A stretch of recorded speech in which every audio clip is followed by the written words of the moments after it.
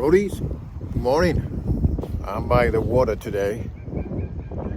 It's a nice place. Every time I come near the water over here,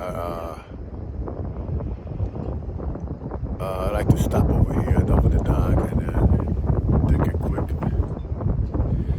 There's something back there, man. A lot of toys, a lot of. You see that? It looks like a kid or something.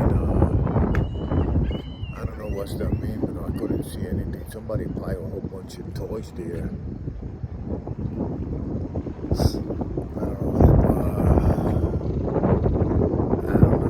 Like somebody lost a kid, lost a life or something. I don't know. Beautiful place over here by the water. And 10 minutes, I got an appointment in 10 minutes. So it's around the corner over here by the water. I'm doing the cleaning, folks. Doing cleaning. That time of year, it's getting cold.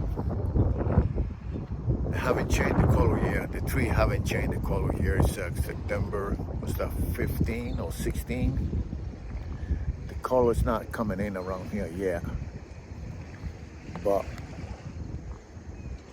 it's kind of cool. You can feel the breeze over here. So let's start the day, guys.